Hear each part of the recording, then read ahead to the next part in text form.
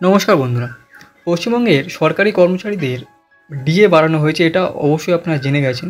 কিন্তু আপনাদের এপ্রিল মাসে বকেয়া ডিএ সহ কত টাকা আপনাদের ঢুকবে সেটাই কিন্তু এই ভিডিওতে আলোচনা করব। এবং এর পাশাপাশি সপ্তম বেতন কমিশন নিয়ে একটা বড় আপডেট আছে, সেটাও নিয়েও এই ভিডিওতে আলোচনা করব।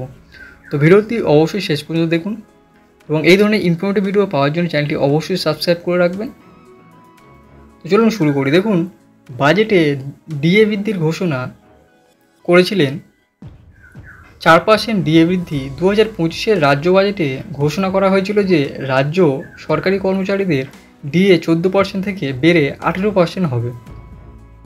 এই বর্ধিত হার এপ্রিল থেকে 2025 থেকে কার্যকর হবে এবং এর ফলে লক্ষ লক্ষ কর্মচারী, সরকারি কর্মচারী, পেনশনভোগী এবং শিক্ষক শিক্ষিকারা এই সুবিধা পাবেন।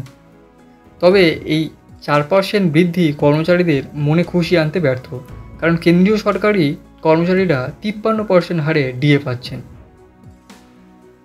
তো এখানে আরেকটা জিনিস জেনে নেওয়া যাক যে কেন্দ্রীয় এবং রাজ্য সরকারের ডিএর মধ্যে পার্থক্য কী আছে। দেখুন, সপ্তম বেতন কমিশনের আওতায় কেন্দ্রীয় কর্মীরা বর্তমানে 53% ডিএ পাচ্ছে এবং সেখানে বাংলার কর্মীরা এখন 18% ডিএ পান, যা কেন্দ্রের তুলনায় 35% কম।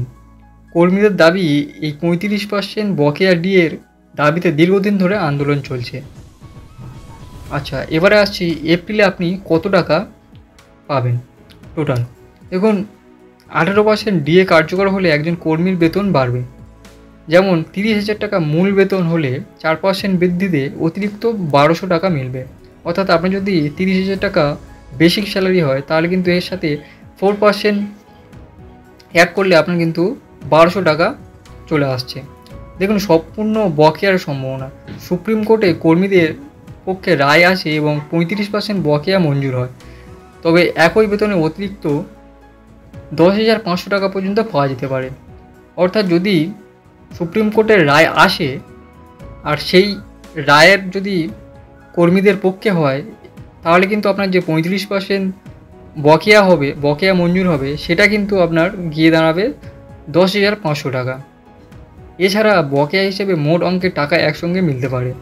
উদাহরণস্বরূপ দেখুন, 5 বছর বকেয়া ধরলে 30,000 টাকা বেতনে প্রায় 6 লক্ষ টাকা পর্যন্ত বকেয়া পেতে পারেন একজন কর্মী। অর্থাৎ কারো যদি বেসিক স্যালারি 30,000 হয়, তাহলে কিন্তু প্রায় 6 লক্ষ টাকা মতো একজন কর্মী টোটাল মাইনে পেতে পারেন।